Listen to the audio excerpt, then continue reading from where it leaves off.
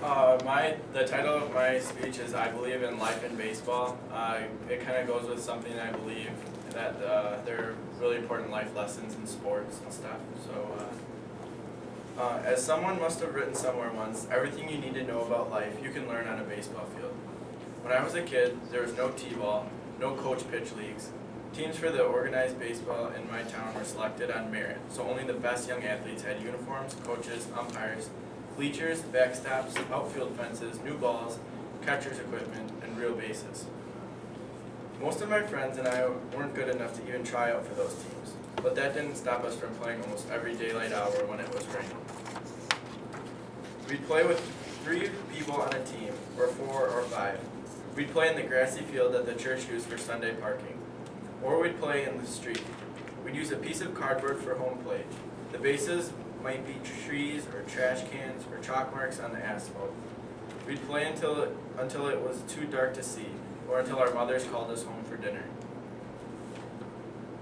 The we is important. My first lesson was that to have a game you needed other people. That meant that you had to be social enough to be part of a group, and decent enough to win big with as little trash talk as possible, or to lose big without taking your ball and going home. Like many kids in the neighborhood, I couldn't. Reminder to staff, 7th hour is dance hour. Like many kids in the neighborhood, I couldn't afford a baseball glove.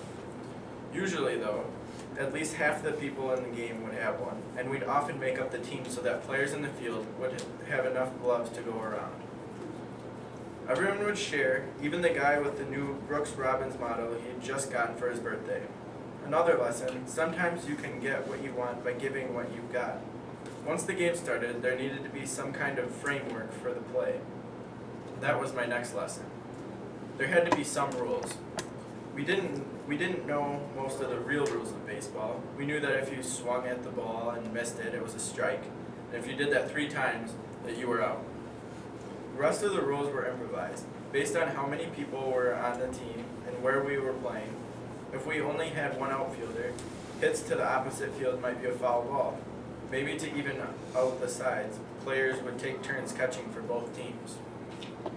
We discussed the rules before each game and make sure everyone concurred.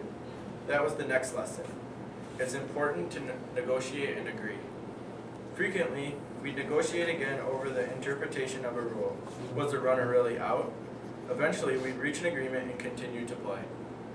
After all, that's what we were there for. We didn't come for disagreements. We came for baseball. Maybe I'm still a kid at heart, but I believe life can be that simple too.